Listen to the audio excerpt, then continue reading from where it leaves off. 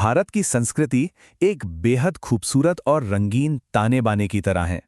और जानते हैं, इस ताने बाने को सबसे अच्छी तरह से कौन दिखाता है? हमारी क्षेत्रीय कला।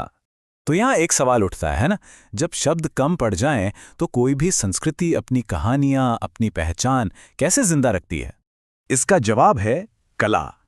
और ये वो कला नहीं है जो सिर्फ म्यूजियम में देखने को मिले। नहीं, ये तो हमारे रोजमर्रा की जिंदगी में बुनी हुई है, हमारे रीति रिवाजों में, त्योहारों में और हमारी कहानियों में। तो फिर देर किस बात की? चलिए भारत के इस कमाल के कलात्मक सफर पर निकलते हैं। हम अपनी यात्रा शुरू करेंगे पूर्व से, फिर उत्तर और पश्चिम घूमेंगे और आखिर में दक्षिण की कला को जानेंगे। तो सबसे पहले हम जा रहे हैं भारत के पूर्वी हिस्से में, एक ऐसी जगह जहां कला और भक्ति यानी आर्ट एंड डिवोशन एक साथ चलते हैं। यहां हम बात कर रहे हैं पश्चिम बंगाल, बिहार, उड़ीसा और झारखंड की। इन जगहों की खासियत ये है कि कला यहां सिर्फ सजावट की चीज नहीं है, बल्कि जीने का एक तरीका है। रोजमर्रा के कामों और पूजा पाठ सब में कला रची बसी है। और इस सफर की पहली झलक है काली घाट पेंटिंग। जरा इसकी मोटी मोटी बोल्ड लाइंस देखिए। इसमें रोज की जिंदगी और पौराणिक कथाएं दोनों ही देखने को मिलती हैं, जो इसे बहुत ही खास बना देती हैं। अच्छा, इसका नाम काली घाट क्यों पड़ा? क्योंकि ये कोलकाता के काली घाट इलाके में शुरू हुई थी, जहां मां काली का बहुत मशहूर मंदिर है। तो देख सकते हैं कि कला और आस्था का कितना गहरा रिश्ता है यहां। अब जरा जमीन पर नजर डालते हैं।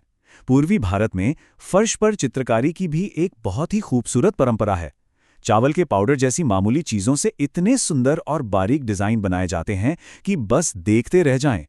इस कला को कहते हैं अल्पना। ये पश्चिम बंगाल की एक पारंपरिक लोक कला है।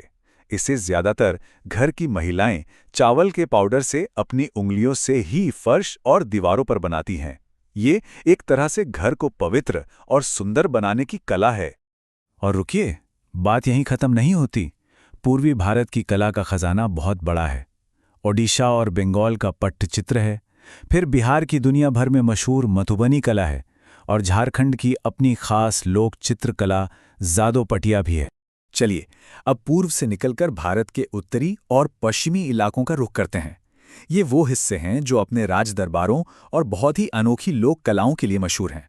तो अब हम पहुंच गए हैं राजस्थान, मध्य प्रदेश और उत्तर प्रदेश। ये भारत का वो कलात्मक दिल है जहां हर मोड़ पर एक नई कहानी, एक नई कला मिलेगी। सामने जो ये दिख रहा है, ये है राजस्थान की मशहूर फड़ चित्रकारी। ये स्क्रोल पेंटिंग का एक बेहतरीन उदाहरण है। मतलब कपड़े के लंबे से टुकड़े पे पूरी की पूरी कहानी बयां कर दी जाती है। तो फड़ असल में क्या है? ये कपड़े का एक लंबा सा कैनवस होता है जिस पर लोक देवताओं की कहानियां पेंट की जाती हैं। ये राजस्थान की एक बहुत ही खास पहचान है। और इस इलाके की कला सिर्फ फड़ तक ही सीमित नहीं है। पहाड़ी इलाकों में राधा कृष्ण के प्रेम को दिखाती हुई कांगड़ा पेंटिंग है। फिर मथुरा की सांझी कला है जो कागज को काटकर बनाई जाती है।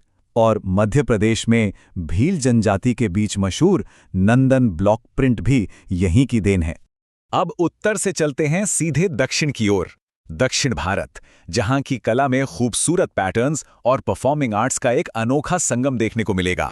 तो हम आ गए हैं तमिलनाडु और आंध्र प्रदेश। यहाँ की कला वाकई बहुत रचनात्मक और जिंदा दिल है। ये देखिए, ये है कोलम। ये भी फर्श पर बनाई जाने वाली एक कला है, कुछ बंगाल की अल्पना की तरह। लेकिन इसका स्टाइल और बनाने का तरीका एकदम अलग है। इसकी अपनी एक अलग पहचान है।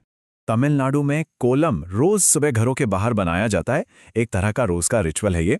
और वहीं आंध्र प्रदेश में है थोलू बोम्मलत्ता। इसका मतलब है चमड़े की गुड़ियों का नाच, और ये शैडो पपेट्री की एक बहुत ही पुरानी और अनोखी कला है। तो अगर हम अल्पना और कोलम को साथ रखकर देखें तो मजा आएगा। अल्पना में अक्सर तस्वीरें दिखेंगी और वो खास मौक़ों पर बनती है। वहीं कोलम ज्यादातर ज्योमेट्रिक पैटर्न का होता है और रोज बनाया जाता है ना कमाल? एक ही आइडिया, लेकिन दोनों की अपनी अपनी कहानी है। तो ये थी हमारी छोटी सी कला यात्रा। अब जब हम इस सफर के आखिर में हैं, तो चलिए एक नजर डालते हैं उन बातों पर जो इन सभी अलग अलग कलाओं को एक साथ जोड़ती हैं। हमने क्या देखा? यही कि भारत में कला सिर्फ कैनवस पर नहीं उतरती, ये तो फर्श पर सजती है, कपड़ों पर खिलती है और लंबे लंबे स्क्रॉल पर कहानियां सुनाती है। ये आस्था, समाज और हमारी रोज की जिंदगी को दिखाने का एक जरिया है। और भले ही ये सब कितनी भी अलग क्यों ना दिखें, इनमें कुछ बातें एक जैसी हैं। प्रकृति से इनका जुड़ाव, हमारी पौराणिक कथाएं और वो कहानियां जो पीढ़ी दर पीढ़ी हम सुनते आए हैं। ये सिर्फ पुरानी कला नहीं है, ये एक जीती जागती विरासत है। तो जाते जाते एक सवाल छोड़ जाते हैं। आज जब सब कुछ इतनी तेजी से बदल रहा है, तो ये सदियों पुरानी कलाएं आने वाले समय में कौन सी नई कहानियां सुनाएंगी? सोचने वाली बात है ना?